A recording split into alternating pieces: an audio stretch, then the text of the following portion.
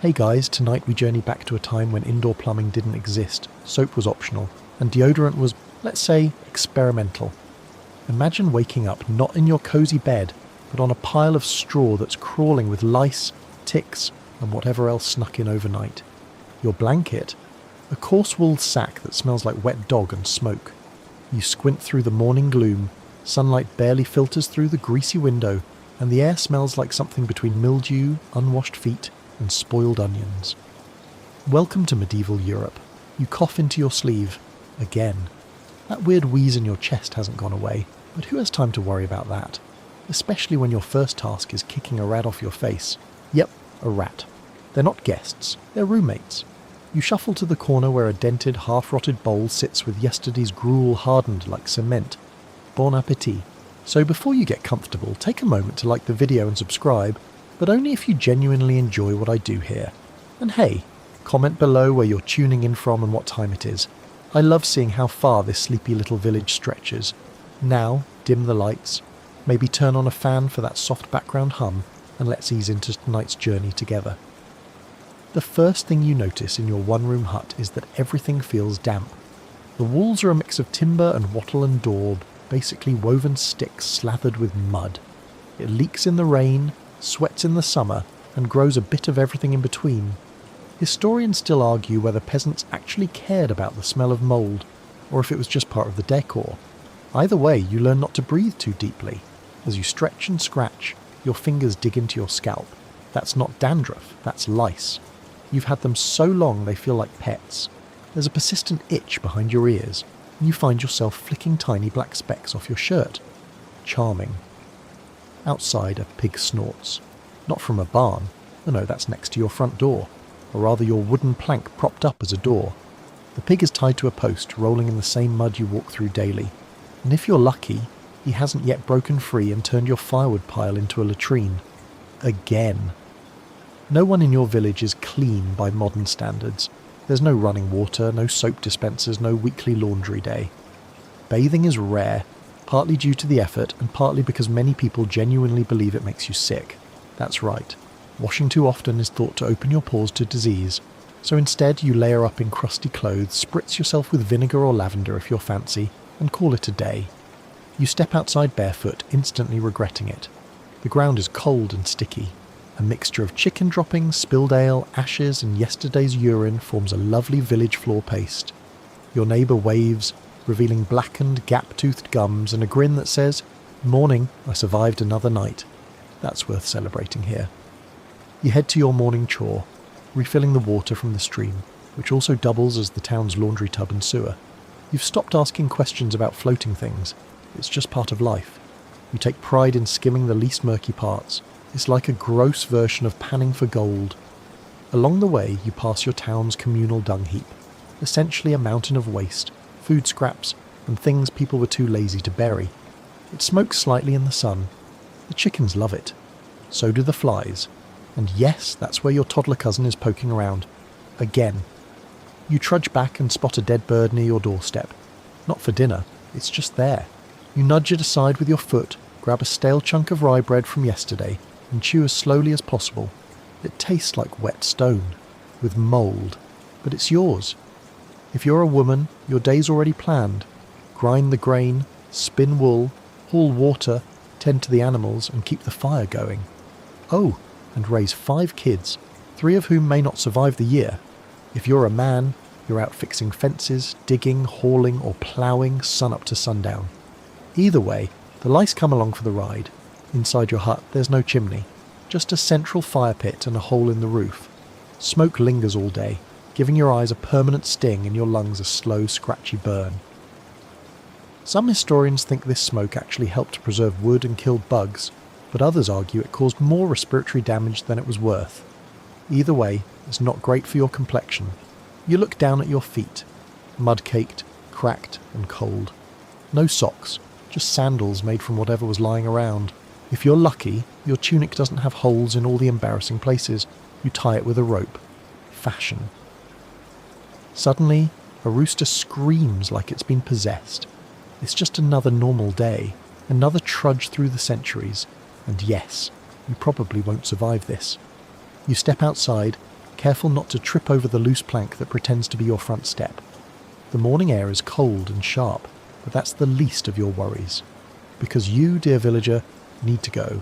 And not in a grab your phone and head to a clean toilet kind of way. No, this is medieval Europe. There is no toilet, no privacy, and no flushing mechanism. What you do have is the street. You head for your usual spot near the side alley, close to the animal pen, because apparently shared embarrassment is bonding. You squat in the open, shivering slightly, and pray no one walks by mid-business. Of course, someone always does. A child darts past chasing a stick. A neighbour walks by nodding politely, as if this is perfectly normal. Because it is. You clean yourself with a rag you reuse. Everyone does. No toilet paper, no bidets, no scented wipes. Just water if you're lucky, leaves if you're not, and your own resilience either way. You toss the waste into the open drain that runs along the street, which is more like a shallow ditch filled with a suspiciously thick soup of every human byproduct imaginable. Some towns, especially the larger ones, do have public latrines. But don't get excited. They're dark, reeking caves that sit over cesspits, and you often have to pay a penny for the privilege of inhaling decades-old ammonia fumes. The seats?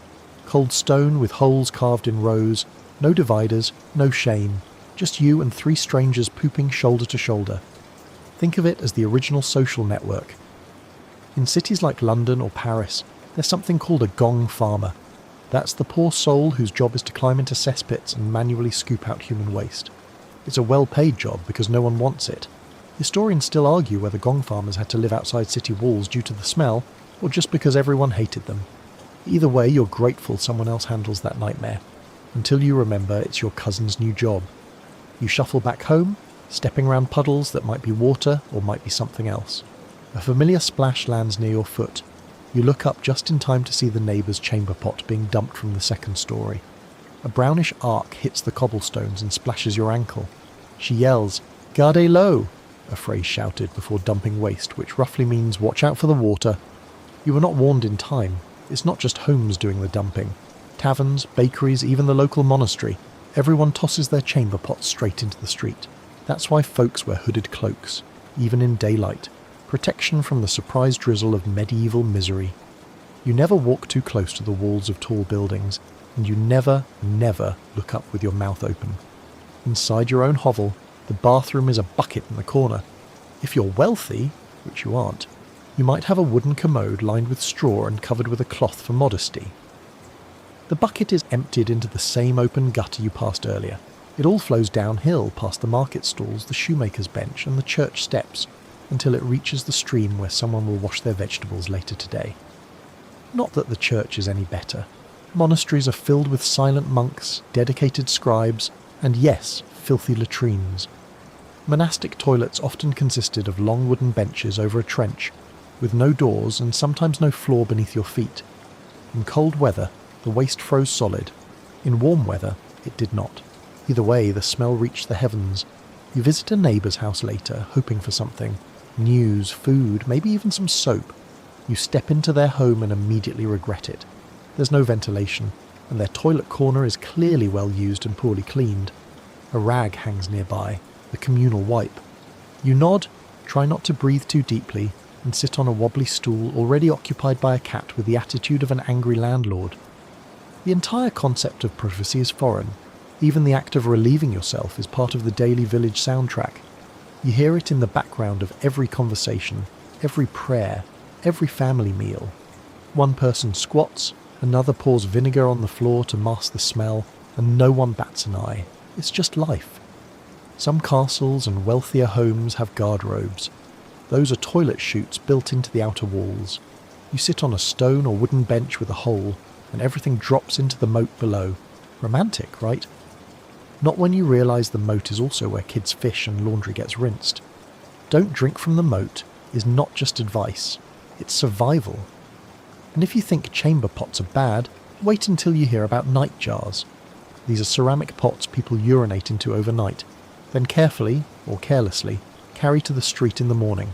Drop it, and your day's off to a wonderfully fragrant start. They say you can judge a medieval town by the number of cracked pots littering its alleys. Spoiler, it's a lot. There are legends of perfume sellers who walk the streets waving scented cloths to cover the smell. Historians debate whether these were merchants, monks, or just desperate locals trying to survive the sensory onslaught of daily life. Either way, they didn't work. So, as you finally settle back into your own corner of squalor and accept that this is your toilet system, you can't help but wonder, what will future humans think of this? And the answer is, they'll be horrified. Rightfully so. You're already regretting waking up. The cold hasn't left your bones since you crawled out from your straw mattress. And now, as you step outside for your chores, the wind punches your face like it's got a personal grudge. You squint against the grey, sunless sky. Not that it matters. Whether it's morning or afternoon, the weather's about the same. Cold, wet and miserable. Your tunic is damp again. Not from rain necessarily, though that happens often enough. It's just that nothing in medieval Europe ever seems to dry. The air clings to you. Your sleeves smell faintly of mildew and old broth, which, come to think of it, might actually be old broth. You wore this same outfit yesterday, and the day before. Laundry day is more of a seasonal event than a weekly one. There's a fire inside, but it's mostly smoke. The hearth is the heart of the home, yes, but it's also a chimneyless monster that burns peat or green wood. Basically, anything flammable you can find. The smoke chokes the room before it eventually escapes through a hole in the roof or the door left ajar. You try not to cough, but it's no use. Everyone in the village has that same dry bark of a cough by age 10. Historians still argue whether it was the mould, the cold, or the smoke itself that did the most damage to your lungs. Honestly, it's probably all three. Today, you're off to gather firewood. Again, it's a constant job. You need wood for cooking, heating, drying, and sometimes just to feel like something in your life is warm. But the good wood's already gone, chopped, stolen, or burned last week. What's left is damp twigs and rotting logs. They hiss and spit when you throw them into the fire, and the smoke thick as stew. As you walk, your toes ache from the cold. You don't have socks. Your shoes, if you can call them that, are little more than stitched scraps of leather. Your feet are wet. Your ankles are wet. Your thighs are wet. Because medieval clothing, for all its charm, is not waterproof. Cloaks help a bit, but once the rain starts dripping through the seams, it's like wearing a cold sponge. You hear a shout from across the field. It's your neighbour, waving and pointing. You squint. Oh, one of the cows has escaped. Again. You sigh and head over, slipping in the muddy grass. You land hard, catching yourself on a rock. Mud squelches into your sleeve. Your fingers sting from the sudden chill. You don't swear, well, maybe under your breath, but you remind yourself that winter hasn't even begun. This is just the warm-up act. During winter, you won't just be cold, you'll be inside the cold. It will seep through the walls, freeze your wash basin, and turn your breath into fog even while you're indoors. You'll sleep under layers of damp wool and straw, with your family curled up like hibernating animals, limbs tangled for warmth. Historians believe that in the harshest winters, entire families barely moved for days, just huddled, conserving energy, surviving. You look forward to that. Sort of. You remember the story of old Maud, who once fell asleep too close to the wall and woke up frozen to it. Or the tale of the man who tried to warm his boots in the fire and ended up barefoot for a month. These aren't jokes, they're warnings. You finally wrangle the cow back toward the pen, slipping again and muttering under your breath. The wind picks up, biting your cheeks. Your nose drips constantly. There are no tissues. You wipe it with your sleeve, which now has layers of mystery stains. It joins the rest of your body in being just perpetually moist. And don't even think about drying anything. Your house is too cold and smoky to hang wet clothes. Outside? Forget it. It'll just rain again. Some wealthier homes have drying lofts above the fire, but most peasants like you just resign themselves to wearing damp tunics and hoping the breeze doesn't give you lung fever, which, by the way, is not a joke diagnosis. That was an actual thing. Nobody knew exactly what it meant, but it involved coughing, wheezing, and dying slowly. You head back toward the village centre, hoping to warm up with movement, but it doesn't help. Your fingers are stiff. Your nose has gone numb. You stomp your feet, but they just slosh. You pass the smithy where the warmth of the forge hits you like a wall. You pause for just a second. The blacksmith glares at you. You weren't invited in. There's a girl walking past with her baby wrapped in a goatskin sling. The baby cries, and you know why. It's cold, the kind of cold that gets inside your bones and rattles your teeth from the inside. The baby's nose is bright red. You give her a weak smile. She nods back, her eyes half closed against the wind. By the time you reach your hovel, you're shivering so hard your jaw aches. You open the door and let the wave of smoke slap your face. It's warmer inside, but only just. You sit near the hearth, rubbing your hands together, hoping today's twigs will actually catch. Tonight, you'll sleep in your clothes. Again. You'll curl up and try not to think about your toes, which have been numb for days.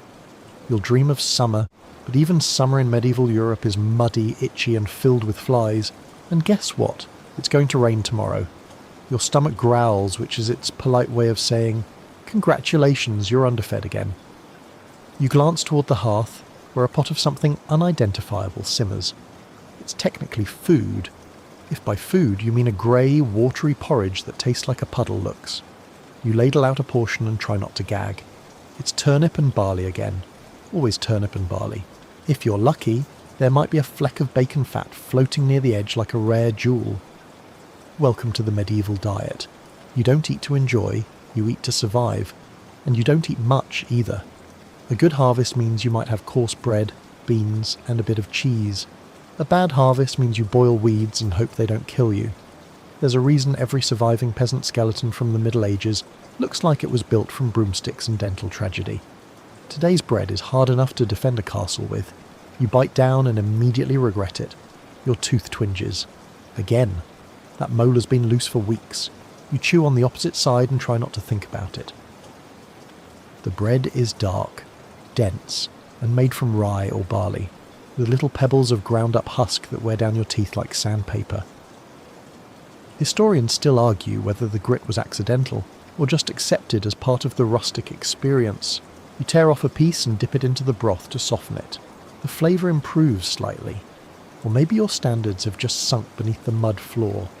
A neighbour once claimed her soup had meat in it. Turned out to be a rat. She didn't care. It was protein. You'd kill for an apple. Not because you're craving fruit, but because it might mean you have enough teeth left to chew one. Fruit is seasonal and scarce. And forget about bananas, citrus, or anything vaguely tropical. Those are stories from distant lands you'll never see. You do have ale, though. It's weak, cloudy, and lukewarm. But you drink it because the water might kill you. Everyone does, even kids. It's safer than the stream, which is also where livestock drink and villagers dump waste. You sip your ale slowly, grateful for the buzz that dulls your ever-present headache. Occasionally a travelling merchant will arrive with spices, cinnamon, pepper, even sugar if you're truly blessed. But you won't taste any of it. Those luxuries are reserved for the nobles, who sprinkle gold dust on their meat just to show they can. You get onions, lots of onions, and maybe garlic if you're planning to keep your social calendar clear. Your midday meal is identical to breakfast. More stew, more stale bread, more pretending this is fine. You think longingly of meat, actual meat. Not the sinewy scraps of rat, squirrel or pigeon you sometimes trap, but real cuts from a real animal. A roast even. Then you remember you haven't tasted meat in months, unless you count the time your aunt boiled a pig's foot and called it feast stew. The church occasionally steps in to make things more restrictive. There are days, lots of them, where you're not allowed to eat meat at all. Fasting days, feast days, holy days. Fish is allowed, but you live miles from the coast and don't have a river net. So you fish for eels in ditches, or just eat more bread. You visit the village market, a smattering of stalls with wilted vegetables, jars of pickled mystery items, and one man aggressively selling boiled snails. You barter with a woman for a scoop of oats, handing over a cracked comb and a small piece of wool in exchange. She throws in a turnip out of pity. As you shuffle home, someone shouts, "Meat pie!" You turn, heart racing. The baker's apprentice is selling hot pies. You count your coins, 2 coppers, not enough. But your stomach begs. You give in. You hand over your last coppers and cradle the hot pie like it's made of gold. You bite in. It's chewy, greasy, and tastes vaguely of pigeon and regret. You don't ask what kind of meat it was. No one ever does. You save a chunk for later, tucking it into a cloth by the fire. It will get hard as a rock, but you'll soften it in broth tomorrow. Maybe, if the rats don't get to it first. You think about dessert. Then you remember. Dessert isn't a thing.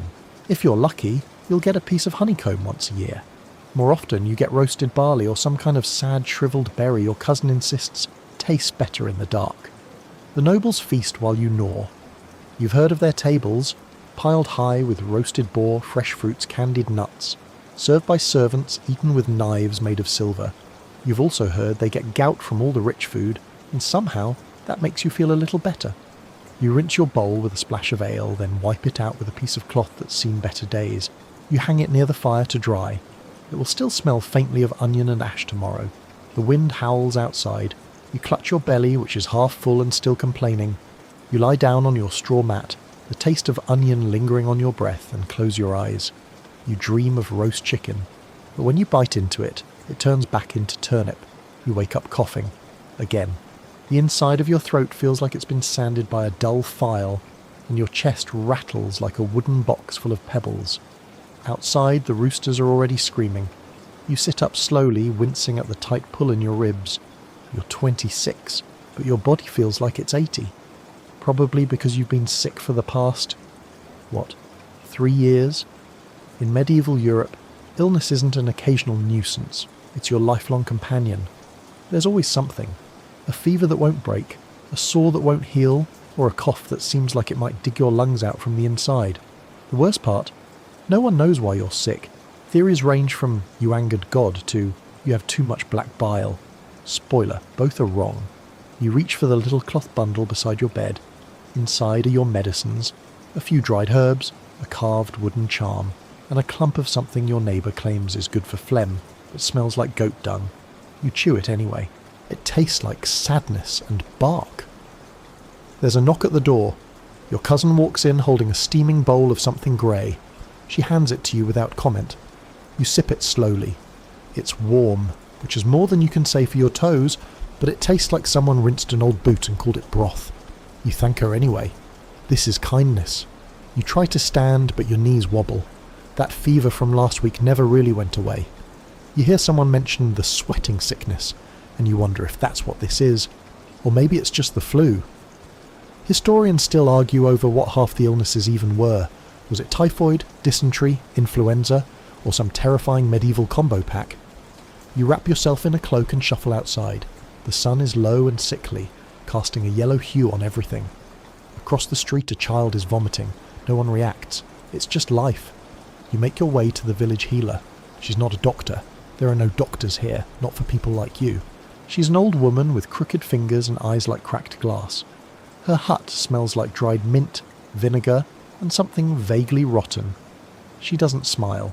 She looks you over, clucks her tongue, and pulls a bundle of dried nettles from a hook. You're out of balance, she says. Too much cold in your blood. She boils the herbs and makes you drink it. It tastes like green fire and makes your ears ring. Then she ties a red thread around your wrist and says not to remove it until you feel better. You nod solemnly. You'll do anything. As she packs up her herbs, she offers you a story. A man who got sick from stepping on a fairy path. Or maybe he angered the local river spirit. You're not sure if she's joking. Probably not. Even in sickness, magic and medicine blur together. Of course, if you were richer, you'd have access to a real physician. They carry leather satchels, speak Latin, and bleed people with shiny knives. That's right. Bleeding. The go-to cure for most things is to cut you open and let the bad blood flow out. Fevers, bleed. Headaches, bleed. Coughing up blood, definitely bleed. Occasionally, this is followed by applying leeches. Many leeches. They call it balancing the humours. You call it terrifying. You recall when your neighbour tried it. She had a mild rash. 2 days later, she was dead and pale as milk. They buried her wrapped in old linen and said a prayer. Her husband cried, then went back to tilling the field. Life doesn't stop for grief. Another popular remedy is something called a poultice. Basically, you mash up herbs, clay, old wine, and sometimes animal dung, then smear it on the wound. Does it work? Sometimes. Maybe. Historians still argue whether medieval poultices had genuine antimicrobial properties or just kept flies off. Either way, you're not exactly spoiled for choice. Then there's the plague, the actual nightmare. Everyone in the village knows the signs. Blackened boils, fever, delirium, death in a day or two. It comes in waves like a grim tide, and when it does, people stop talking. They just nod at each other and make preparations, digging graves, boarding up homes, burning herbs in the air. You once saw a man wearing a necklace of onions to ward it off. Another tied a dead toad to his ankle. Desperate times. You're not sick enough for plague, thankfully. Just sick enough to feel like your lungs are full of damp straw. You lie down near the fire and try to rest. Your cousin boils more herbs in a cracked pot. The chicken pecks near your foot. You let it. You don't have the energy to shoo it away. Someone knocks again. This time it's the parish priest offering prayers and a vial of holy water. You nod and let him sprinkle it on your brow. He asks if you've confessed lately. You have. Many times. Every cough feels like punishment. You drift in and out of sleep. Your dreams are strange. Burning forests, pale horses, rivers that flow backward. When you wake, the fever's worse. You try to remember if this is the good kind of fever or the deadly kind. But your mind is foggy, like the air after rain. There's a moment of quiet. The fire crackles. Your cousin hums softly, and for a brief second you think, maybe, just maybe, you'll get better. Or maybe you won't. Your jaw aches. Not just a dull throb, but the kind of pain that makes your entire face feel like it's trying to collapse inward. You prod your cheek gently. Big mistake. A bolt of sharp pain shoots through your skull, and you nearly bite your tongue. Congratulations, your tooth is infected. Again. Dental care in medieval Europe? It doesn't exist. There are no toothbrushes, no toothpaste, no floss. Your dental hygiene routine consists mostly of chewing tough bread and hoping the grit scrapes off whatever's stuck to your teeth. Spoiler? It doesn't. You shuffle to the wooden bowl near the hearth. Inside is a mixture of ashes, salt and maybe mint leaves, if you're lucky. You dip your fingers in and rub the paste along your gums. It tastes like salted dirt and does exactly nothing. But everyone swears by it, so you do it anyway. You spit into the fire. The hiss feels vaguely satisfying. Back in the day, you might have had all your teeth by adolescence. By your mid-20s, half are gone and the rest are on strike. One looks black at the root. Another wiggles like it's trying to quit your mouth entirely. You suck in air and feel the chill rush into the cavities. Your entire skull winces. There are tooth drawers in bigger towns. Men and women who carry iron pliers and a bottle of strong wine. They'll yank out a bad tooth for a coin or two. No sterilisation, no numbing, just brute force and someone to hold your head down. You've seen it done. The screaming echoes for hours. Sometimes the tooth breaks halfway, sometimes the jaw does. Historians still debate whether some of these practitioners were actually trained, or just really strong. Your neighbour old Bran lost 6 teeth in one sitting. He's been sipping his food through a straw ever since. A straw made from straw. That's just how it goes. You sit by the fire, sipping warm ale and praying the pain goes away on its own. The healer offered you a clove pod once, said to chew it and bite through the pain. It helped, sort of, but also made your entire tongue go numb. You couldn't speak for 2 days, which some people considered an improvement. There's a knock on the wall, your cousin again. She brings you a cure someone recommended, a poultice of mashed onions, wine and ash to rub along your jaw. You try it. It smells like failure. But the warmth is soothing, in the same way a hot brick might be if you sat on it too long. The thing about teeth in the Middle Ages is that they're not just painful, they're dangerous. An infected tooth can lead to sepsis. The swelling creeps up your face, into your sinuses, down your throat. One morning you wake up and can't swallow. You gasp like a fish and hope someone knows what to do. They don't. The village priest mumbles a prayer and prepares a shallow grave. You've seen it happen, more than once. Of course nobles suffer too, but they have the benefit of imported oils, sugar pastes and rare tooth-scraping tools from Italy or the Arab world. Some even rinse with wine, which admittedly sounds kind of nice, but they also eat more sugar. Their teeth rot faster, blacken earlier, and sometimes fall out in chunks. You've heard stories of wealthy women with completely black teeth by age 30, still considered fashionable if not kissable. You lie back and think of food, which is ironic considering you can't chew anything harder than a wet sponge. Everything must be boiled to the consistency of regret. Even bread gets soaked in broth until it's a slop you can gum down slowly. You remember when your uncle once tied a string to his tooth and the other end to a door. He slammed it shut and passed out instantly. The tooth came out, so did part of his gum. He bled for days. You promised yourself never to try that. But now, maybe? You stand, grab a rag and wrap it around your jaw for support. It looks ridiculous, like you've got a chicken under your chin. But the pressure helps. A bit. At least it distracts from the thudding pain in your temple. You mutter a half-prayer to St. Apollonia, the patron saint of teeth, and throw in a bonus plea to anyone else who might be listening. There's another idea, burning the tooth out. Some old-timers swear by it. Heat a knife until it glows, then press it against the infected gum. The pain distracts you from the infection, or maybe just knocks you out. Either way, it's an experience. Outside, the blacksmith laughs with a missing tooth smile. You envy him. His bad teeth are already gone. Yours are staging a slow rebellion. You try not to clench your jaw, but the throb is constant now, pulsing with each heartbeat like a drumbeat from the underworld. You glance at the fire. The iron poker is lying in the coals, glowing faintly. You think about it. Then you don't. Instead, you lie down again, your head resting on the least lumpy part of the straw. The cloth on your jaw smells like broth and soot. The pain pulses. You close your eyes and imagine chewing something without agony, a dream, a fantasy, a future you'll probably never know, because in medieval Europe, toothaches aren't minor inconveniences, they're slow death sentences. You wake up to the sound of a goat sneezing directly into your face. Not the most romantic way to greet the morning, but here in medieval Europe, romance isn't exactly thriving. You push the goat's head away gently and sit up, your back cracking like a bundle of dry twigs. Your blanket has slipped off and the cold gnaws at your legs. You reach to pull it back, but your cousin is already wrapped in most of it, snoring gently. You sigh. It's your wedding day. Probably. You're not entirely sure. Dates are fuzzy when nobody owns a calendar, and your betrothal was decided sometime last spring in a conversation you weren't invited to. The match was made by your parents, sealed with a handshake and a flagon of ale. Love had nothing to do with it. Economics? Absolutely. Cattle were involved, possibly a pig. You dress quickly. Your finest tunic is a slightly less stained version of your daily one. It doesn't fit quite right, but you tie it at the waist with a braided cord and try not to think about how thin your arms have gotten. You chew on a dried apple slice to take the edge off your nerves. It's chewy, possibly fermented, not in a good way.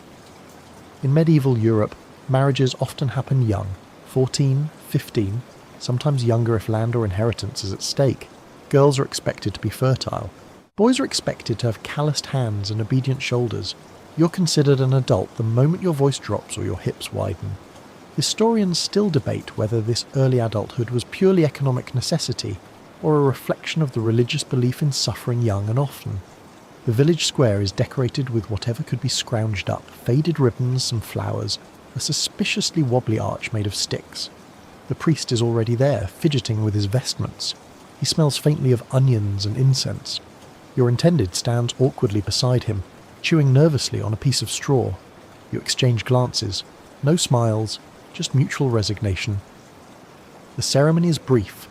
Latin you don't understand, vows you didn't write, and the splash of holy water that soaks through your only dry spot. You're now legally bound to a stranger with whom you share little, besides proximity and a lingering sense of dread. There's a feast, sort of. Some turnip stew, hard bread, and one jug of wine that's mostly vinegar. The goose is roasted in your honour, donated by the wealthiest family in the village. It's stringy and tough, but no one complains. People dance badly. Someone brings out a lute with 2 strings. Your cousin juggles eggs until one breaks in his hair. Everyone laughs. It's the most fun you'll have all year. That night, you return to your home, a newly swept hut that smells of mint and livestock. You lie beside your new spouse on the same scratchy bedding, staring at the rafters. It's quiet, awkward, cold. You both pretend to sleep for a long time. Days pass, then weeks. Your life doesn't change much. Marriage means more work, more mouths to feed, eventually children, and childbirth. Well, let's just say it's the medieval version of Russian roulette. There's no anesthesia, no hospitals, no trained doctors, just the village midwife, whose experience consists of having seen a lot of births and survived a few herself. When your time comes, because it will, you'll be laid on a wooden board covered in linens, surrounded by women praying, shouting, and shoving broth into your mouth. If the baby arrives safely, everyone cheers. If not, there's a quiet burial at dusk. You've attended both kinds of endings. Childbirth is the #1 killer of women in your village. It's common, expected. People don't talk about it much because everyone knows someone who didn't make it. You remember your aunt, your sister-in-law, the girl who used to sing near the bakery. all gone, wrapped in linen and lowered into the earth before the sunset. For men, marriage means responsibility, a field to tend, a home to build, children to raise, if they survive infancy. Half of them don't. Sometimes more. You give them names anyway. Light candles, hope for the best. Affection might grow over time, or not. Some couples become friends. Others live parallel lives of silence and survival. There are no marriage counsellors. No date nights. Just long hours of work, short nights of sleep, and a shared sense that you're both trying not to die too soon. You watch your spouse mend a sock by the hearth. The firelight flickers on their face. You feel something. Not love exactly, but a kind of respect. You're both here, still breathing. That counts for something. The wind outside picks up. You hear the chickens settling in, the distant bark of a dog, and the rhythmic creak of the neighbour's door. You shift closer, sharing body heat. It's not romantic, but it's practical. In medieval Europe, marriage isn't about happiness. It's about endurance. And tonight you endure. It's midnight, but you're not sleeping. Not really. You're lying there in the near dark, your breath rising in little clouds of condensation, listening to the familiar nighttime chorus of creaking beams, distant snoring, and the occasional sharp squeak of rats beneath the floorboards. You shift on the straw mattress and immediately regret it. Something just bit you. Again. Sleep in medieval Europe is a dicey proposition. You don't drift peacefully into slumber, you fight for it. Between the cold, the damp, and the living things sharing your bed, a full night's rest is more fantasy than reality. You pull the blanket tighter around your shoulders, but it's more holes than fabric at this point. Still, you try. Your bed is little more than a wooden frame stuffed with straw or old hay, sometimes with feathers if you're lucky. You fluff the pile beneath you, hoping to dislodge whatever just crawled up your leg, and sigh. The straw is dry, brittle, and probably filled with lice. You scratch the back of your neck absent-mindedly, and your fingers come away with a tiny black speck. Yep, still there. You share the bed with your spouse, 2 of your children, and a cat that may or may not belong to your neighbour. Space is limited, limbs are everywhere, and someone's foot is currently wedged under your ribs. You gently try to shift them without waking the whole household, but the child mumbles something unintelligible and immediately drools on your sleeve. You're not alone in this. Most families sleep communally. 1 bed, 1 room, 1 window, usually covered with oiled parchment or a wooden shutter. Privacy? That's a luxury for nobles or hermits. You close your eyes and pretend you're one. Outside, the wind howls, and you hear rain pattering on the thatched roof. A few drops make their way through, landing cold and sudden on your face. You don't even flinch. It's routine by now, you know the leak. You've stuffed moss into it 12 times. It never holds. Some people sleep in shifts. First sleep and second sleep are common. A natural rhythm historians believe was disrupted only with modern lighting. After a few hours of rest, you wake in the dead of night, tend to the fire, pray, maybe talk quietly or even make more children, then doze off again before dawn. Tonight, your first sleep feels more like a nap you didn't ask for. You hear a scratching sound in the corner. Not the soft kind. This is the sharp, desperate scurry of something trying to dig its way out. Or in. You light a tiny stub of a candle and squint toward the noise. 2 black eyes glint at you. A rat. Possibly several. You throw a shoe. It thuds into the wall. The scratching pauses, then resumes. You lie back down. There are no pest control services. Cats help sometimes. Traps exist, but you only have 1, and it broke last winter. So you live with the vermin. Rats, mice, fleas, even bed bugs. You kill what you can, and learn to ignore the rest. Occasionally someone brings back a magic powder from the market that's supposed to chase the bugs away. It smells like sulphur and does nothing except make the baby cry. The fire in the hearth has gone out. You can still feel the warm stones, but the room is cooling fast. You consider getting up to rekindle it, but the thought of stepping onto the freezing dirt floor keeps you planted where you are. Instead, you pull the baby closer and breathe into their hair. They're warm and twitching in their sleep. The goat in the corner coughs. You hope it's not sick. Again. The last time an animal caught something, it swept through the house in days. Your cousin's family lost 2 pigs, a sheep, and their grandfather in the same week. No one's entirely sure which disease started it. You hear your spouse stir beside you. They mutter something about foxes again, then roll over. You pat their shoulder gently. You're both dreaming of different things. Warmer beds, softer bread, quieter nights. But you're here, surviving. That counts. Some noble households have separate bedrooms, even thick feather mattresses with embroidered pillows and curtains to keep out drafts. But they still wake to rats, just cleaner ones. And their children still die of fevers. Sleep doesn't come easier with wealth. It just comes in silk. You remember the old healer who used to say the dead sleep best. A dark thought. But in the middle of a sleepless night you understand it. Still, you press your hand to the baby's chest, still rising and falling. You smile a little. That's enough for now. Your eyes grow heavier. You shift again, trying to find a position that doesn't press straw into your spine. You settle into a shape you wouldn't call comfortable, but manageable. The wind howls again, a dog barks in the distance, and finally your breath begins to slow. You won't sleep deeply. Not here. But if you're lucky, you might dream of silence. You wake up to a familiar pungent scent hanging in the air. A blend of sweat, smoke, animals, and something else that's harder to describe but unmistakably human. It's the scent of everyone you know. And yes, you reek too. In medieval Europe, body odour isn't just common, it's expected. Nobody smells good else. Cleanliness is more of a seasonal occasion than a daily ritual, and soap, a luxury for those with money or ambition. You sniff under your arm cautiously. It's not ideal, but honestly it's better than yesterday. Bathing is a complicated affair. It's not that people never bathe, it's just that it's a major production. If you want a bath, you have to heat the water yourself, haul it from a distant stream, pour it into a wooden tub that leaks slightly, and try not to scald or freeze yourself in the process. That's if you even have a tub, which you probably don't. Communal bathhouses do exist in some towns, and they're strangely social affairs. Men and women sometimes bathe together, sharing gossip, herbs, and scalding water. The church frowns on it, of course. Nudity breeds sin, they say. Historians still debate whether public bathhouses were centres of cleanliness or dens of questionable virtue.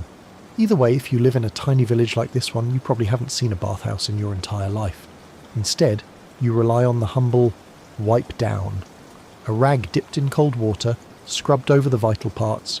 Your hands, your face, maybe behind the ears if you're feeling fancy. The rest?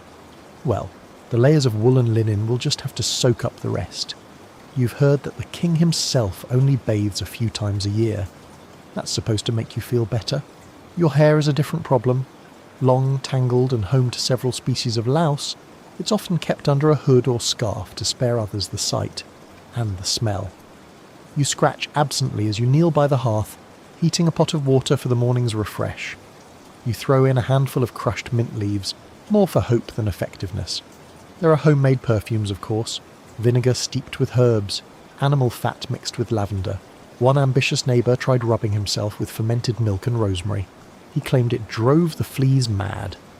You remember the look on his face when the fleas bit him anyway. Clothes carry their own ecosystem. You don't have a wardrobe, you have a single outfit. Maybe two if you're lucky. You sleep in it, work in it, sweat in it. You wash it only when it becomes unbearable, or when it starts walking away on its own. Washing clothes means dragging them to the stream, pounding them on rocks, and praying they dry before mildew sets in. Most of the time they don't. And footwear? Let's not talk about footwear. You wear crude leather shoes that soak up every step through mud and filth. Your socks are strips of cloth, if anything. They smell like wet dog wrapped in cabbage. Sometimes in the dead of winter the stink almost freezes mid-air.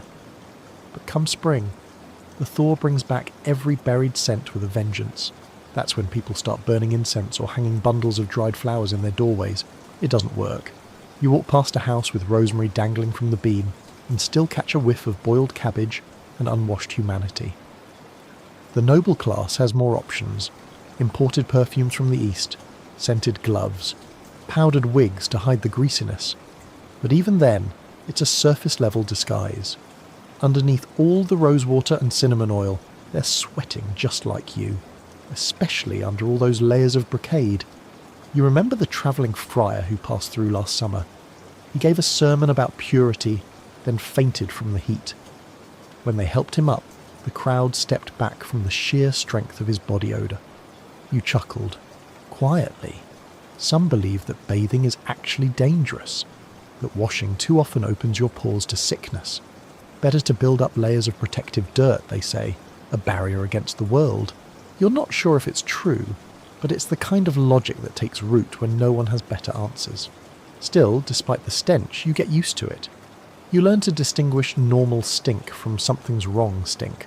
The latter usually means infection, rot, or something worse. When you catch a sour, sweetish smell, you know someone might not last the week. You light a candle, just in case. Tonight you sit near the fire, picking at a flea bite on your ankle. Your shirt sticks to your back, damp from a day's labour and a lack of airflow. Your spouse snores quietly. A chicken rustles in the corner. Everything smells, and somehow this is home. You're awoken by the distant clang of a bell. Deep, slow, and unmistakable. You already know what it means. It's Sunday, which means one thing: church. You groan softly and rub your eyes. The chill hasn't left the air, and your limbs ache from another night of twisting round children, straw, and at least one chicken. But skipping Mass isn't an option. It's not just religious duty, it's law, it's routine, and it's the only real moment of structure in your otherwise chaotic week.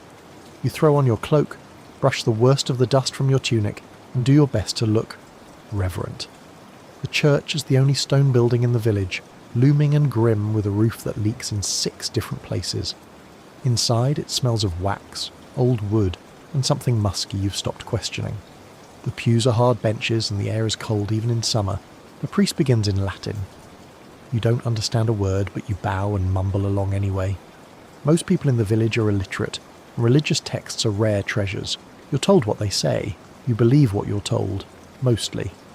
The priest is a man of God, yes, but also a man of the village, which means you've seen him drunk at the tavern, arguing with the miller and once, just once, vomiting behind the apothecary's cart. But today he's serious, stern-faced, telling you that suffering brings you closer to the divine. You try to focus, but your stomach growls and your knees begin to cramp. The sermon stretches on. Purgatory, temptation, eternal fire. You've heard it all before. You whisper a quick prayer, not for salvation, but for the priest to speed it up. Church isn't just about God. It's the centre of everything. Births are recorded here, marriages blessed here, deaths mourned here. The bell marks time, the priest marks judgment, and everyone, from the poorest peasant to the local reeve, bows when they pass the doors. Tithes are collected halfway through. A worn wooden box is passed around. You drop in your last copper. You don't want to, but not doing so risks more than disapproval. It's social suicide. The church is powerful. It owns land. It influences kings. It decides what's holy, what's sinful, and what's punishable by public shaming or worse. Historians still argue whether the medieval church was more spiritual beacon or early government. You're pretty sure it's both. Back outside, you blink into the sunlight. The day has warmed slightly, and people gather near the square to chat. Church may be mandatory, but it's also your one excuse to see others. It's social hour, wool traders comparing prices, old women whispering gossip, children chasing a dog with a stick. You overhear someone talking about a relic, something new brought in by a passing friar, a splinter from the true cross, or a tooth from someone or other. You nod, wide-eyed. Everyone believes, or pretends to. Relics are mysterious, powerful, and occasionally for sale. Yes, people sell holy body parts, whether they're real or not. Well, you wouldn't dare question it aloud. The church calendar dictates your year. Feast days, fast days, saints' days. You know when to plant because of St. Isidore, when to harvest because of St. Fiacre, when not to eat meat, often, when to march in procession through the village holding candles and hoping it rains. You live by these cycles. They're comforting in a way, predictable, sacred. But behind that sacred order lies fear. There's always a sense that you're one sin away from disaster. Too much ale, lustful thoughts, skipping confession. All of these could tip the balance toward damnation. You confess regularly, sometimes out of guilt, sometimes just in case. The confessional is a wooden booth that smells of incense and sweat. You kneel, whisper your sins, and hope the priest isn't judging you too hard. He mumbles penance, 3 prayers and a fast. You nod. You've already been fasting anyway because there's no food. You once saw a man flog himself during Lent. His back bled as he cried out for forgiveness. You looked away, but the image stuck. Piety is often painful. Redemption comes with a price. And yet, the church is also where you find hope. When your child is sick, you light a candle. When the plague comes close, you pray harder. When your spouse survives childbirth, you fall to your knees. You believe because there's nothing else to hold on to. Your only book is a hymnal. The pages are soft from years of turning. You don't read it. You feel it. The words echo in your mind during long nights and harder mornings. It's part of you. As the crowd disperses, you linger near the steps. The priest nods at you. You nod back. For now, all is well. You're in good standing. You've confessed. You've tithed. You've prayed. The church may not warm your home or fill your belly, but it offers something harder to come by in medieval Europe. A reason to keep going. You walk home from church with your head down, kicking at the dirt with the toe of your shoe. What's left of it? The path is muddy, and your feet are wet again. You pass the same crumbling cottage walls, the same patchy fences, the same tired expressions on familiar faces, and all the while, you're thinking about the coming week. Because now that Sunday Mass is over, it's time to go back to being a medieval peasant, which mostly means one thing: taxes. You might not be literate, but you're painfully fluent in dues. Taxes to the Lord, tithes to the church, fees at the mill, charges to cross a bridge, coins owed to the reeve for breathing too loud. It never ends, and you're always behind. You get home and sit on your rickety stool staring at the floor. A chicken hops past. You think of the last time you had meat. Then you think of the Lord's steward who took 3 of your hens last month in lieu of payment. You smile grimly. The steward never looks you in the eye. Your lord, who owns your land, your time, and basically your life, lives in a nearby manor house surrounded by fences you helped build. You've never been inside. He doesn't know your name. But every autumn you carry your share of grain, eggs, or firewood to his storehouse. It's called rent, though you suspect he came up with that term himself. The system is called feudalism. Sounds fancy. In reality, it means you're a serf. Not technically a slave, but not free either. You can't leave without permission. You can't marry without consent. You can't even pass your land on to your kids unless your lord agrees. Historians still debate whether serfs had more freedom than slaves. It doesn't matter to you. It feels like a cage. You hear a knock. It's the bailiff, with his perpetually annoyed expression and little leather ledger. You can't read it, but you know what's coming. He's here to collect the latest fee. This one's for the use of the village oven. Yes, the oven. You're not allowed to bake your own bread at home. That could undermine the community economy, the steward says, so you pay to use the communal oven, or risk a fine. You hand over a piece of cloth and a few turnips. He grunts and scribbles something in the book. No idea if that actually counts toward your debt. He walks away before you can ask. You sigh and make a mental note to catch extra fish this week, if the river's not frozen. You once tried to sneak your bread into the ashes near the hearth to bake it yourself. The steward caught your cousin doing the same thing last year. Her bread was confiscated. She got a warning. The second time, a whipping. You don't try again. Then there's the tithe. 1/10 of everything you grow, make or sell goes to the church. They say it's for God. You believe them, mostly. But when you're shivering in your hut with 3 turnips and a prayer, handing over the best of your crop feels a little unfair. Your tools? Taxed. Your oxen? Borrowed by the Lord for road duty. Your harvest? Measured, weighed, and often shorted. You watch as the steward presses his thumb into the scale, just enough to tip it. You say nothing. You always say nothing. You think of your friend Thomas. Last winter he couldn't pay his dues. They took his only pig, then his roof. He now sleeps under a tarp near the woods and sells firewood to passing travellers. He's technically a criminal, but nobody reports him. Not yet. The castle up the road has a drawbridge, a tower, and a garrison of knights who protect the Lord's interests. Not yours. If your hut burns down, no one comes. If a wolf eats your sheep, too bad. But if you miss a payment, you'll hear from someone very fast. There are markets once a month, where merchants come through and trade goods. You save every scrap of coin for these days, hoping to afford something: salt, cloth, a needle. But the Lord taxes that too. A market fee, a stall fee, a right to sell fee. By the time you make a sale, you've barely earned more than you started with. Still, you keep going, because there's no alternative. You work, you pay, you hope you survive the winter, you hear children laughing. You look out the window, just a hole with a cloth draped over it, and see them chasing a dog with a stick. It's a silly game. They're too young to understand what's coming. Maybe that's a gift.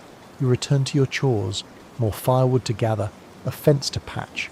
You count your remaining food and try to calculate how many more days you can stretch it. Then you remember, the next tax collection is in a week. You laugh quietly, bitterly, then you get back to work. Because in medieval Europe, even poverty comes with a bill. The air smells different today. You catch it the moment you step outside.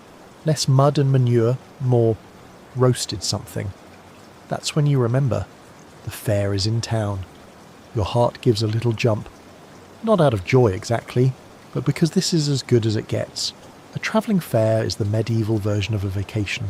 A break from the grind, a reason to wear your second best tunic and pretend, for a few hours, that life isn't a muddy pit filled with unpaid taxes and unrelenting back pain. You make your way down the path, dodging the usual filth in the street. The village square, normally a sleepy mud lot, is alive.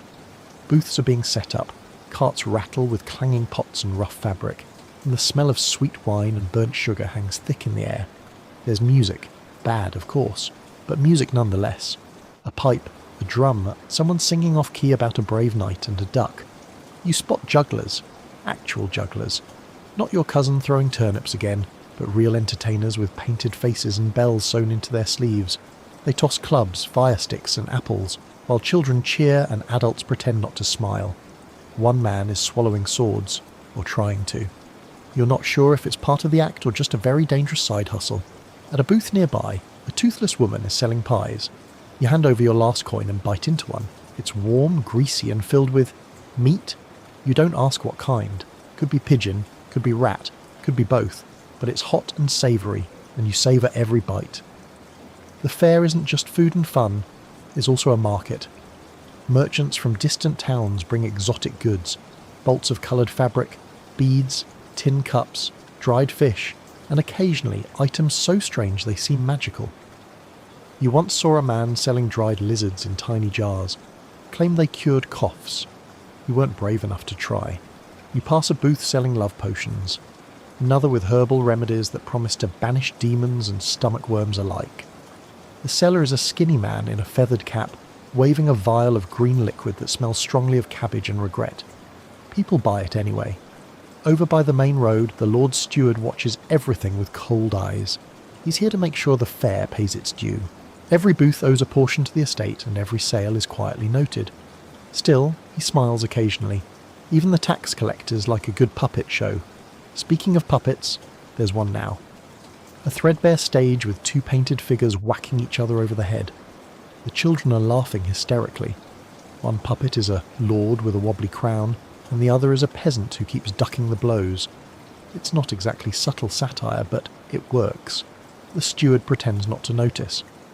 You wander past a group of men playing a dice game.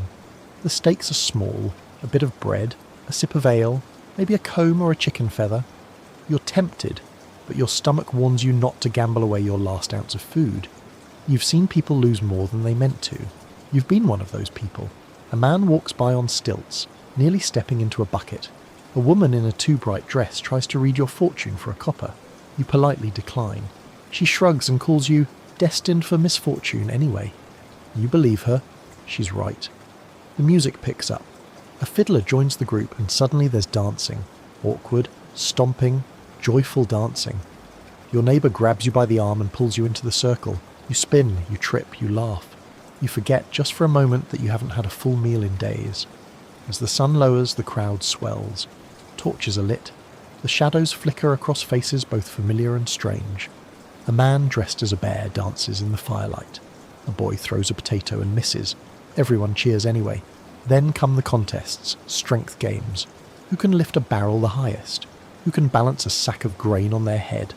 Who can drink the most ale without collapsing? Your cousin wins that last one, belching triumphantly before falling face first into a mud puddle. Nobody helps him.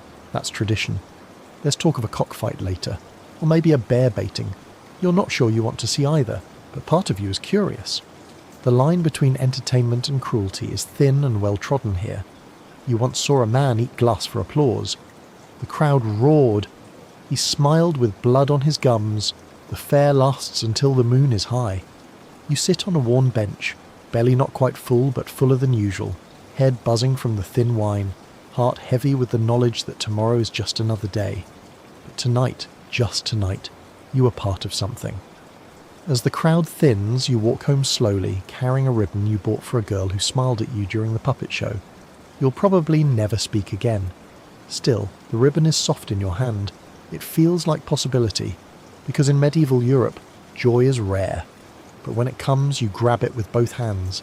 The fair is over, the torches are cold, the laughter has faded into snores and sore heads. And now, as the sun rises over your tired village, the harshest reality of medieval life returns with full force.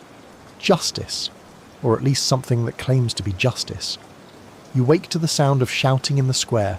You roll off your straw mat, joints creaking, and push your way outside with your tunic only half laced. A crowd has gathered. That's never good. In the centre, a boy, no older than 13, is tied to a post. His eyes are puffy. He's been crying. You ask what happened. He stole bread, someone mutters. A crust from the baker's cart. No one denies it. The boy doesn't either. He was hungry, that's all. But that doesn't matter. The Lord Steward is here, flanked by 2 men with clubs and very little patience. The baker looks on, arms crossed, lips tight. This isn't about the bread, it's about the message. Steal and suffer, even if you're starving. The punishment isn't death, at least not today. It's a beating, public, loud, and meant to be memorable. The steward recites something about law, order, the crown. No one listens. The boy whimpers as he's struck over and over until the dust around his knees turns a shade darker. Justice in medieval Europe is brutal. It's not about fairness, it's about fear. There are no real police, no juries, just a system of oaths, public accusations and punishments so painful they make you think twice before you speak, let alone steal. You've seen worse. A man once accused of theft had his hand cut off. No trial, just a quick verdict and a rusty blade. He survived somehow. Now he begs outside the mill with one sleeve tied up and a hollow look in his eyes. You give him a crust when you can. You always wonder if he actually did it. There's trial by ordeal too. If someone claims you're lying, you might have to prove your innocence by surviving something horrible. One method? Trial by water. They tie your hands and throw you in a river. If you sink, you're innocent, though probably dead. If you float, you're guilty, because clearly only the wicked defy nature. It's a lose-lose with extra drowning. Another? Trial by fire. You carry a red-hot iron bar for a set number of steps. Then your burned hand is wrapped and sealed. A few days later, they check the wound. If it's healing, God has forgiven you. If it's festering, guilty. Also, infected. Historians still argue whether these rituals were symbolic or believed to truly invite divine judgment. But for you, it's simpler. They're terrifying. You once watched a girl stand barefoot on hot coals to prove she hadn't stolen a comb. Her feet never healed right. She walks with a limp now. Then there's the stocks. You've probably spent a few hours in them yourself. Who hasn't? Public punishment for public offences, drunkenness, minor theft, disrespecting the steward, failing to pay a toll. You sit there with your hands and head locked in wood, a perfect target for rotten vegetables and bored children. The shame stings worse than the cold. Sometimes people are branded, literally. A hot iron pressed into the flesh to mark them as criminals forever. A T for thief, an F for forger. You try not to stare at the man who sells fish by the river. He has a mark on his cheek, faded now but unmistakable. He says it was a mistake. You nod. You don't ask, but the worst is hanging. The gallows loom on a hill near the road. You see them every time you go to market. A constant reminder. Last winter, 3 men were hanged together, accused of poaching deer from the Lord's private forest. You didn't know them well, but one had fixed your fence once. You remember his hands, calloused, careful. Execution is public. The entire village comes. Children sit on shoulders. Vendors sell pies. It feels wrong, but no one says so. Not out loud. You watch as the rope tightens, the legs kick, the silence grows, and you tell yourself, better them than me. It's not just secular justice either. The church has its own penalties. Accused of heresy. That's a death sentence. Sometimes you're burned, sometimes you're tortured until you confess. Either way, it's not a path you want to walk. Even saying the wrong thing during a sermon can get you in trouble. So you nod, you smile, you keep your questions deep inside. And yes, nobles are supposed to face punishment too, in theory. But you've never seen it. When they commit crimes, the system bends. There are whispers, of course, abuse, theft, even murder, but nothing comes of it. Their word is law, yours is just breath. Still, there's a strange kind of order in it all. You know the rules, you know the risks. Stay quiet, stay small, don't draw attention, don't speak when you should bow, don't stare at the steward's horse, don't touch the Lord's apples, don't steal the bread, even if you're starving. The boy from this morning is still in the square, huddled near the stocks now. Someone's draped a blanket over his shoulders. The baker brought him a crust. People nod at each other, silent. This is how it works. You're punished, then forgiven, but never forgotten. You walk home, heavy-footed, jaw tight. Injustice is a daily meal here, bitter, dry, and filling. Because in medieval Europe, mercy is rare, and justice is whatever the man with the stick says it is. The sun's just barely up, and you're already regretting the day ahead. Your legs ache, your back feels like it was kicked by a mule in your sleep, and your hands are as cracked and stiff as old bark. But you can't stay in bed, not unless you want to starve. Because today, like every other day, you work. That's your job. Survival through labour. No weekends, no sick days. Just work until you drop, rest, then do it all over again. You step outside into the morning chill. The fields stretch out before you, brown, lumpy, and soggy with last night's rain. If it's spring, you're ploughing and planting. If it's summer, you're weeding and praying for rain. If it's autumn, you're harvesting like your life depends on it, because it does. And if it's winter, well, then you're repairing tools, mending fences, or gathering firewood in the snow. The plough you use is shared between 4 families, so you get it today by sheer luck, or by waking up earlier than the others. It's heavy, awkward, and pulled by a cow who looks as tired as you feel. You guide it through the sticky earth, wincing with every step. Your boots are already soaked, your feet are already numb. Backbreaking doesn't begin to describe it. The soil is filled with rocks. The rain never stops. The wind blows grit in your face. You wipe it away with a sleeve that's more whole than cloth. Farming isn't just hard, it's unpredictable. A single bad frost, a swarm of pests, or an unexpected drought can wipe out an entire season's work. You've seen it happen. Whole families starving over the winter because the wheat failed or the barley rotted in the ground. And you can't just go to the store. There is no store. There's only what you grow, catch, raise, or trade. That's it. If your turnips rot, you eat dried peas. If those run out, you go hungry. Sometimes for days. Even the tools are against you. Your hoe is handmade, your sickle dull, your rake broken in 2 places. You patch things with twine and stubbornness. Blacksmiths exist, sure, but their work costs coin, and coin is something you almost never see. At midday you take a break, not a long one. Just enough time to sit on a rock and gnaw at a crust of bread so hard it could double as a weapon. You dip it in your flask of small beer. It's flat, warm, and safer than the water. You chew slowly. It's the highlight of your day. A neighbour walks by, waving with one gloved hand. His arm is in a sling. Fell off a ladder last week. He's still working. No such thing as time off. You nod in respect. Women's work is no easier. They're in the house. But house doesn't mean rest. They cook over open flames, spin wool into thread, dye fabric with urine, tend animals, fetch water, scrape lard from pots, and raise children who may not live past their 5th birthday. If you're a woman, you're expected to do all of this while pregnant most of the time. No complaints allowed. Children don't get to be children for long. By 5 or 6, they're hauling water or scaring birds from the fields. By 10, they can thatch a roof or butcher a chicken. Childhood is short, innocence shorter. Sometimes you're pulled from your regular work for corvée labour, forced duties for the Lord, building roads, repairing his manor, cutting timber. You don't get paid, you do get shouted at. Then there are the guilds. If you live in a town and aren't a farmer, you're probably a tradesman, a weaver, a carpenter, a potter, a tanner. Guilds are powerful. They protect their own.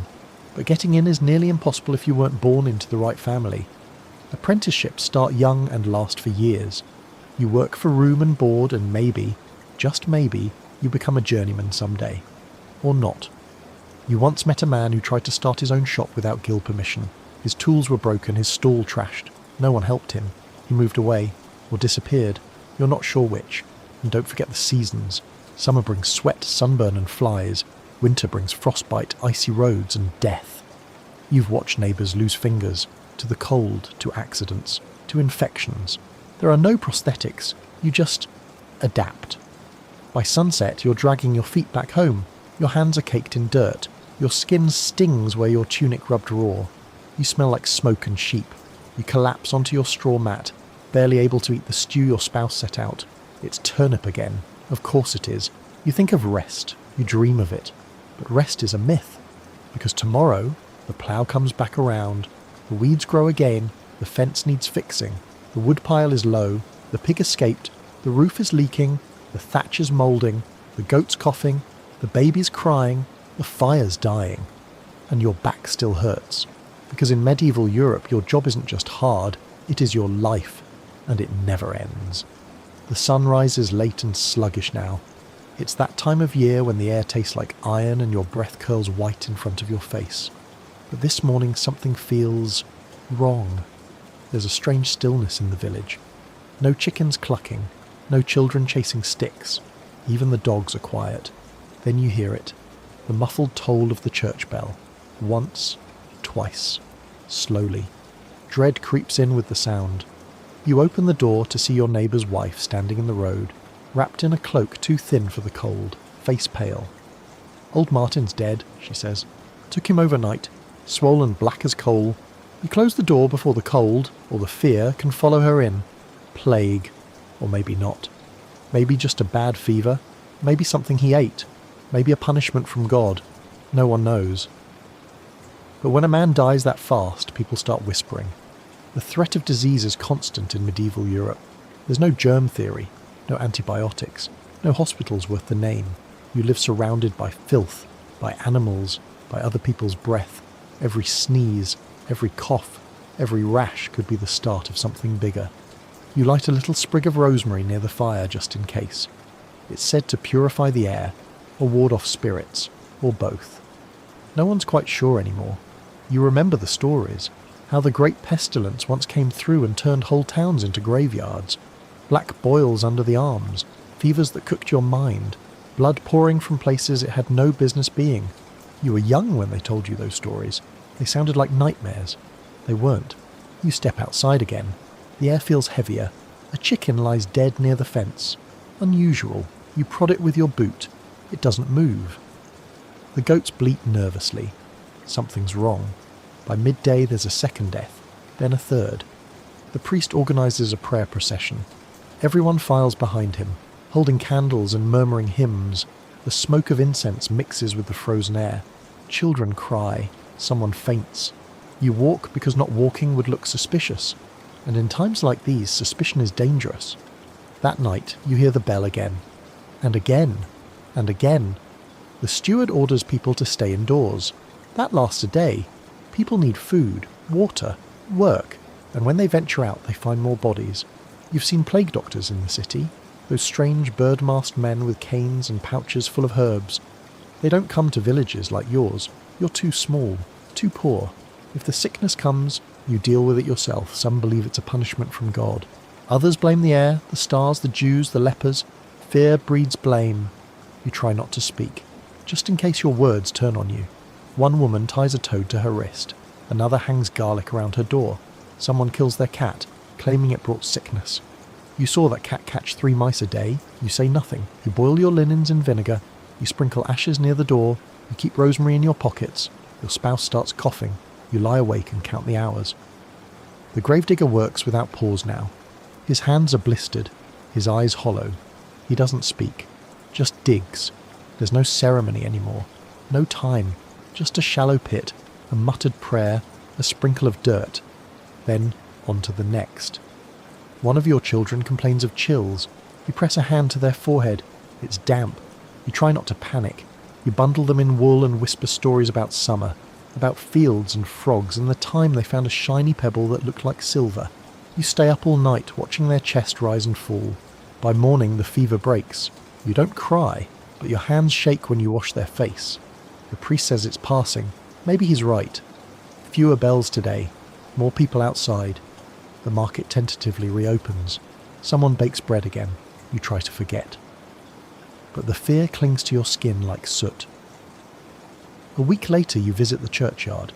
There are more graves now, unmarked, fresh. Someone's placed a single sprig of lavender atop one. You stand there in silence, because in medieval Europe, death is always near. But when it comes as a whisper and a fever, it doesn't knock, it just walks in. You wake to the smell of stale ale and roasting onions. Someone nearby is starting breakfast. It's early, but the village square is already humming, not with work this time, or weeping, or church bells, but laughter. There's music. You blink in the dawn light. It's faint, crooked and slightly off-key, but it's music. And that means one thing. The entertainers are back. The travelling troupe, a ragged band of singers, fools, tumblers and liars. They pass through once or twice a year, dragging carts filled with puppets, drums, painted banners, and at least one goat that wears a hat. You've been waiting for them since the last time they left. You wander down toward the square, heart a little lighter than usual. The children are already gathered, their noses runny, their feet bare, eyes wide. They squeal as a jester does a flip and lands squarely in a puddle. On purpose, you think. He bows deeply and hands a wilted daisy to the nearest toddler. The child beams like it's gold. The performers are strange. Their clothes are bright, patched from dozens of fabrics, their accents from nowhere in particular. They speak of places you've never seen, cities where people live in towers, lands where the sea turns to ice, kingdoms where dragons once roamed. Lies, obviously, but beautiful lies. One of them begins to sing, a long sad ballad about a knight who loses everything then wins it back with a magical fiddle. The voice is raw but clear, and you find yourself forgetting the mud under your feet, the lice in your shirt, the weight of the week. You clap. Everyone does. There's a puppet show next. 2 raggedy cloth dolls, one a lord, one a peasant. As expected, the lord yells and swings a club. The peasant ducks and throws a turnip. It's all good fun until the puppet lord drops his club and asks the peasant for a dance. The crowd roars with laughter. You look around. Even the steward is chuckling, though he covers it quickly with a cough. Laughter is rare, precious. You let yourself enjoy it. Someone opens a jug of cider and passes it around. You take a sip. It's sour and flat, but it warms your belly. For once, it doesn't feel like you're just surviving. It feels like you're living. The goat in the hat climbs a barrel and bows. Everyone claps. The jester pretends to faint. The drummer bangs on a pot lid. You laugh again. It feels strange, like your lungs forgot how. Later, the performers set up a story circle. You sit in the back near the fire pit and listen to tales so wild they have to be false. Flying ships, talking trees, queens made of glass. But you drink every word like it's the last drop of sweetness in the world. A young woman recites a love poem. You don't understand half of it, but it makes your chest ache. Not from sadness, from memory. You think of someone you kissed under the millstone last spring, briefly, before their family moved away, or was taken by the fever. You never did find out. The fire crackles. Someone strums a lute. The stars begin to appear, dull pinpricks in the smoke-streaked sky. For a few hours no one talks about death, or taxes, or turnips. They just are. You lie back on the cold ground, head resting on your arm. A child nearby falls asleep mid-laugh. The performers take their final bow, and someone tosses them a loaf of bread in thanks. You know they'll leave tomorrow. They always do. Off to another village, another square, another set of faces. But tonight, they're here. And tonight feels like a secret. Entertainment isn't common in your world. It's a luxury, a miracle, a reminder that there's still colour beneath the grey. You walk home slowly, humming the song about the knight and his fiddle. Your spouse is already asleep. The fire has burned low. You tuck in beside them and close your eyes. And in your dreams, you're somewhere else. Somewhere bright. Somewhere warm. Somewhere where stories are real and goats wear hats just because they can. Because in medieval Europe, joy travels in wagons, and if you're lucky, it stops by your door.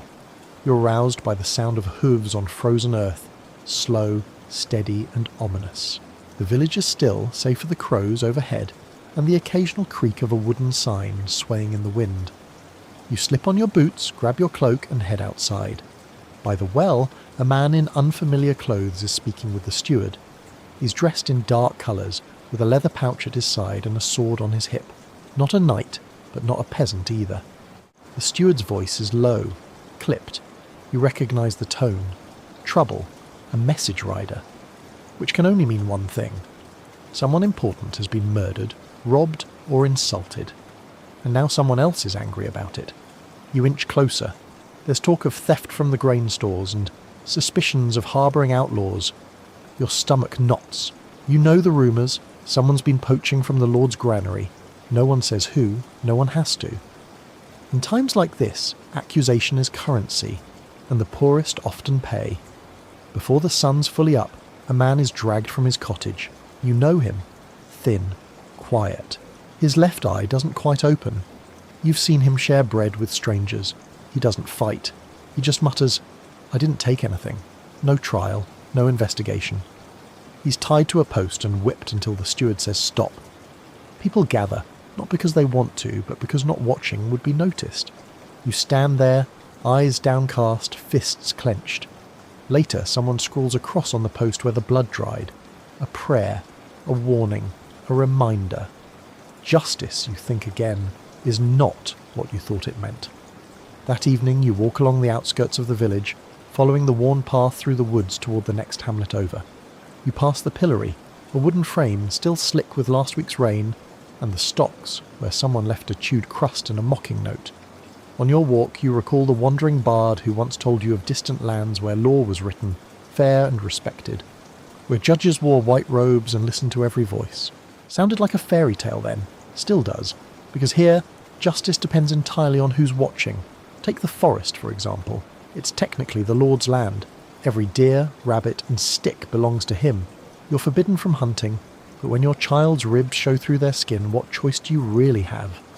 You remember last winter, your neighbour's eldest son snared a rabbit. Just one. It fed the family for 2 nights. Someone told the steward. The boy was flogged in front of the church.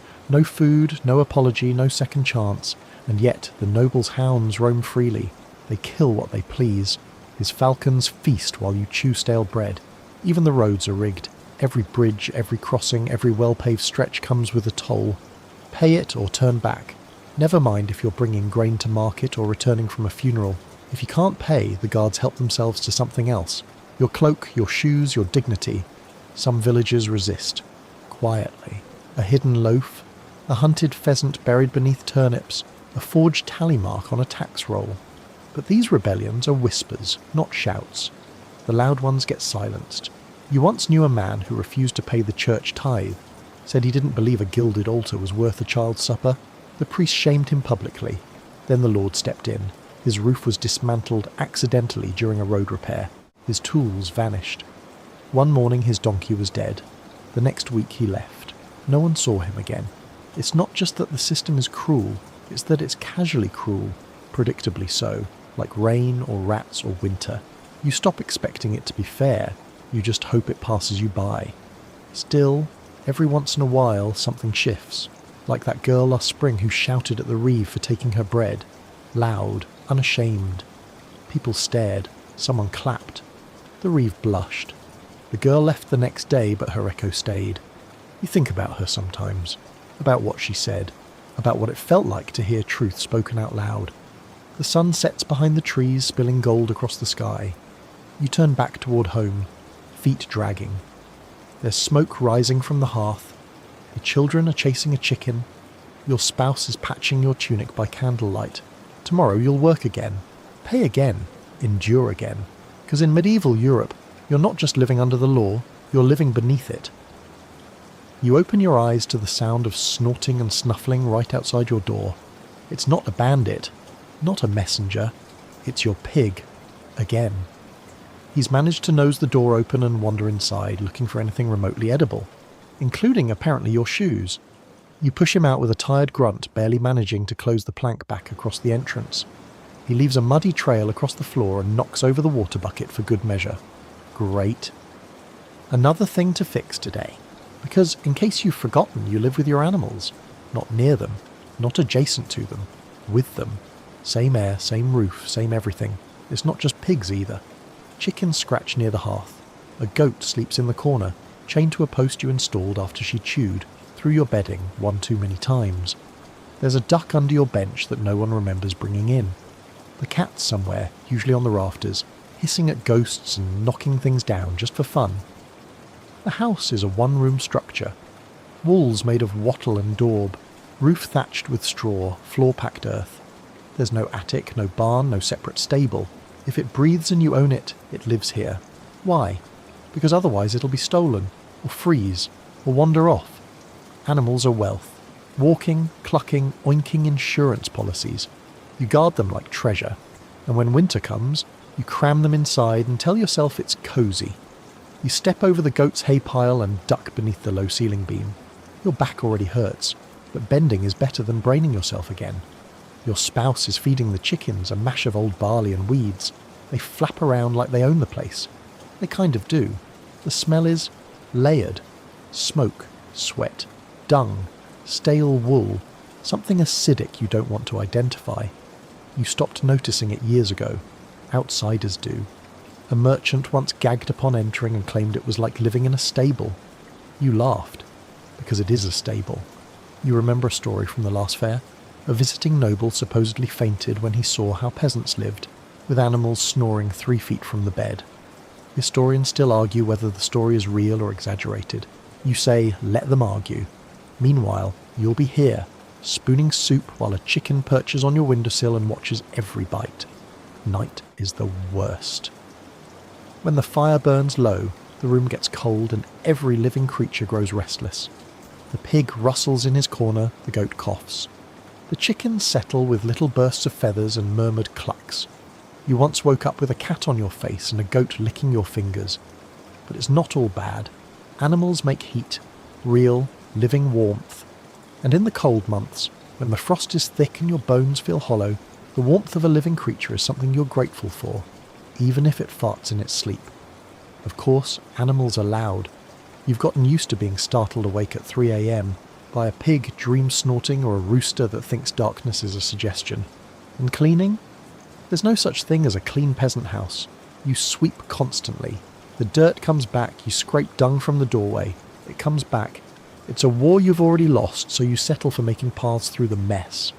Occasionally you try to move things around, create boundaries, goat zone, chicken zone, people zone. It lasts an hour, maybe 2. Then someone leaves the door open, and the pig makes a break for the soup pot again. Some households build small platforms to sleep above the chaos. A wooden loft if you're lucky enough to have the timber, but those creak, bend, and are often already claimed by children or cats. You tried once, but the ladder broke and you landed face first in the duck's favourite corner. Still, you love your animals. In a world where little is certain, they are life. The cow gives milk, the chickens lay eggs. On occasion, and often in places that require a hunt, the pig eats scraps and becomes bacon, eventually. If he doesn't eat your shoes first. You remember the plague winter, when everyone locked themselves indoors, and the animals were the only things that broke the silence. That goat's bleat was the only noise that didn't sound like mourning. Today your youngest child is building a pen out of firewood scraps. They say the chickens need their own room. You smile. Let them dream. You check on the animals before bed. The pig snorts softly. The goat glares at you. The cat has somehow acquired another mouse and deposited it neatly by the hearth.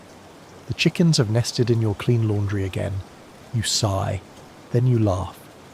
Because in medieval Europe you don't live with animals. They let you stay with them. There's a sound like the sky tearing open, a deep, distant rumble that makes the earth tremble beneath your feet. You pause, pitchfork in hand, and look up. Dark clouds gather like an army overhead. They move fast, hungry, boiling. You smell the rain before it hits, sharp and heavy with the scent of wet soil and impending ruin. A storm is coming. You drop everything and run, shouting to your spouse, your children, your goat.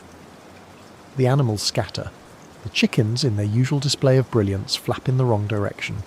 You manage to get them into the shelter just as the first drop splatters against your forehead, fat and cold as melted wax. Within moments the sky opens. The rain comes in sideways, drenching you to the bone. It stings your skin. The wind howls. Thunder rolls through your bones. You retreat inside, slam the door, and brace your back against it as the storm batters your world. In medieval Europe, weather isn't an inconvenience, it's an enemy. Your home is a pile of sticks glued together with mud.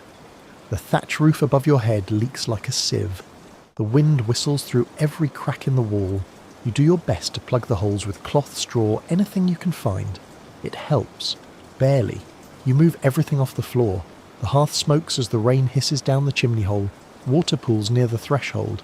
You soak it up with your only spare tunic and pray it dries before tomorrow. Outside you hear a crash. Something fell. Something big. Probably a tree. You hope it wasn't your fence or someone's roof. Your neighbour's child screams. Then silence. You peer through the curtain. Just darkness and flailing branches. You sit down, soaked, and wait. That's all you can do. Because when the weather turns, there's no stopping it. And storms are just the beginning. A harsh winter means starvation. Crops fail, animals die, people vanish. A hot summer? Drought, famine, fire, a flood. Goodbye to your stored grain, your tools, your house, maybe your family. You remember last spring, rains for 13 days straight. The road turned to sludge. A bridge collapsed. The village cart sank in a field and was never seen again. You still hear the story told at the tavern. Old Jacob went in after it and came out a week later with a beard full of frogs. The jokes help. But you remember the hunger that followed. Historians still argue whether climate events like the Little Ice Age were as severe as folklore suggests. You don't care what they call it. You just remember the cold and the fear. There's no weather forecast, no early warning, no emergency rations, just instinct, whispers and prayers. You learn to read the clouds, the winds, the animals. When the birds vanish, you know it's bad. When the goats act nervous, you pack a bag, just in case. If your harvest is ruined, you beg, or borrow, or steal. If your home collapses, you sleep in a barn, if anyone lets you. If the well floods, you drink from puddles. Then you get sick. Then someone digs a grave. Tonight your roof holds. Barely. You mop up water with your sleeves. The pig cries softly from his pen. You hum to calm him, and maybe yourself. You think of the time lightning struck the church steeple. It burned for 3 days. Some said it was God's wrath. Others blamed the smithy's wife for cursing the altar. Truth? Who knows? Either way, the rain came late that year. The grain rotted in the fields, and half the village got boils. You sigh. The thunder fades. The wind slows. The rain softens. The fire sputters back to life. You step outside in the grey, dripping silence. Branches are everywhere. A tree fell near the well. A thatch roof collapsed 2 doors down. People emerge, blinking and soggy, faces drawn tight. But you're still here. You survived this one. You find your rake, pick up the fallen fence post and start again. Because in medieval Europe, the weather doesn't ask for permission. It just takes. The village is quiet this morning. Not the usual quiet. This is different. Heavier. Like the world itself is holding its breath. You step outside into air that feels too still, too soft, the kind of silence that makes even the birds pause. Your neighbour is kneeling in the garden, not tending it, just kneeling. The priest walks by without speaking. The pig doesn't squeal. The goat doesn't bite your cloak. Even the chickens stay put. You know this feeling. Someone has died. Again. But this time, it's not the child with the cough or the old man with the crooked hip.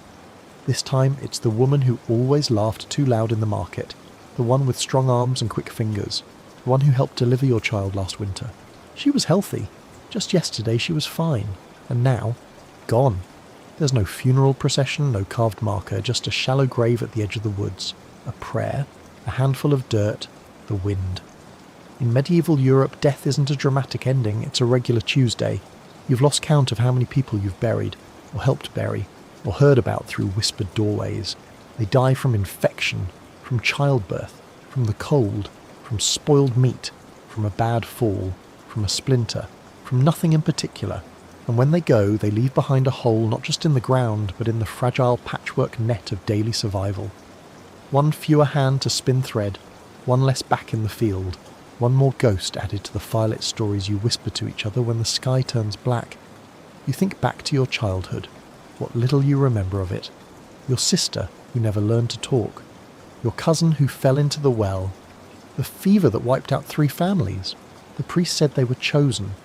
You weren't sure if he meant for heaven or for suffering. You live every day with death perched just out of sight.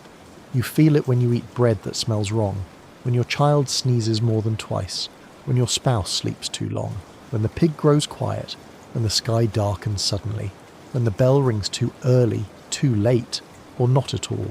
And still, you keep going. You patch the roof again, even though you know it will leak. You dig another trench for water, even though you know it will freeze.